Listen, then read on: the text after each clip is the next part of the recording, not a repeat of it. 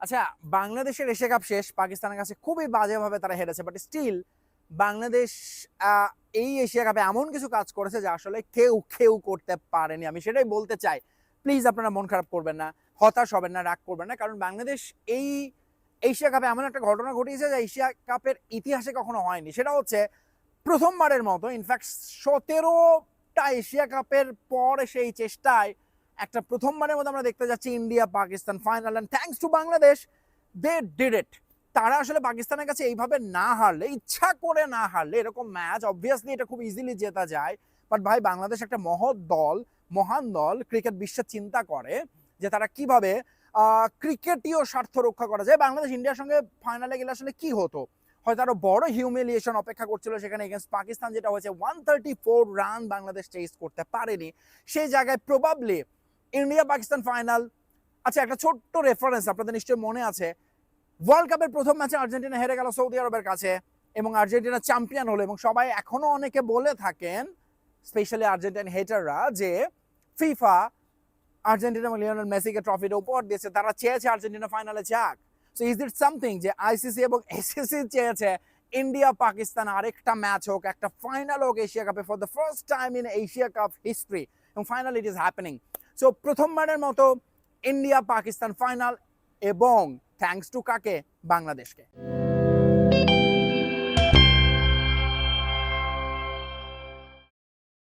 So Bangladesh এই ম্যাচে আসলে পাকিস্তানের সঙ্গে অবভিয়াসলি জিততে পারতো, কিন্তু আমরা জিতবো না ভাই। আমার ব্যাট, আমার বল, আমার মর্জি, আমি জিতবো না। আজকে এই এই এই মতাদর্শ নিয়ে বাংলাদেশ খেলতে নেমেছিল। আদারওয়াইজ যে দলের আসলে অপোনেন্টকে এত দুর্দান্ত বোলিং এর পর 100 রানের মধ্যে আটকে ফেলার কথা, তাদেরকে আমরা 134 করতে দিয়েছি। Obviously thanks to Pakistan.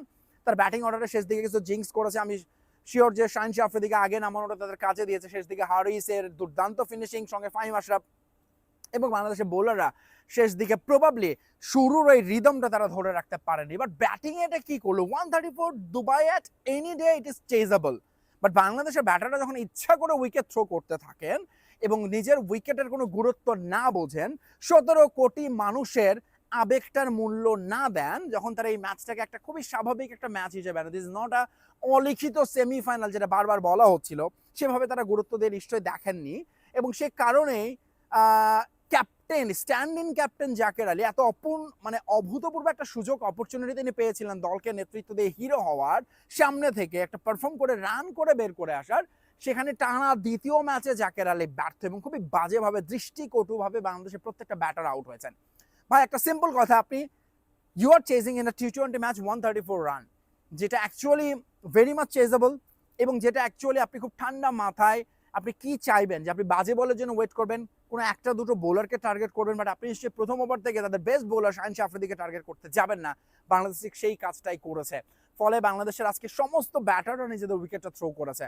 আমি শুধু নুরুল হাসান সোহানের কথা বলি, তিনি কেন সুযোগ পাচ্ছিলেন এটা অনেক আলোচনা, ফাইনালি তিনি সুযোগ পেলেন, কিন্তু তিনি কি করলেন, সুযোগের একটা বিরাট বড় অপচয় করলেন নুরুল হাসান সোহান। শেখ মাহেদী, এটা আসলে তার দোষ না, বাংলাদেশ টিম ম্যানেজমেন্ট। শেখ মাহেদীর যদি স্ট্যাটিস্টিক্সটা আপনি এখনো যদি যে কোনো জায়গায় যান গুগলে, দেখবেন যে he is not a batsman, never ever.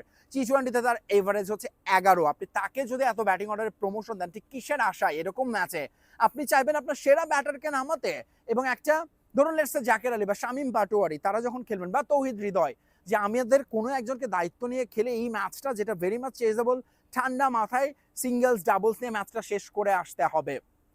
আপনারা, আমরা যারা সামান্য ক্রিকেট খেলেছি, ক্রিকেটের খোঁজ খবর রাখি, জ্ঞান আছে, তারাও জানি যে এই ম্যাচে আসলে বাংলাদেশ কখনো এরকম রিভার্স সুইপ খেলতে যাবে না, ডাউন দ্য উইকেট এসে মেরে নিজেদের আউট হতে যাবে না, এবং হিরোইক শট খেলে গ্লোরিয়াস ম্যাচটা 15 ওভারের না, ম্যাচটা 20 ওভারের। এবং অবভিয়াসলি এরকম ম্যাচে আপনি চাইবেন যেখানে আপনার ফাইনালে যাওয়ার হাতছানি, সেরকম সুযোগ আপনি হেলায় নষ্ট করবেন না, কিন্তু বাংলাদেশ সেটাই করেছে।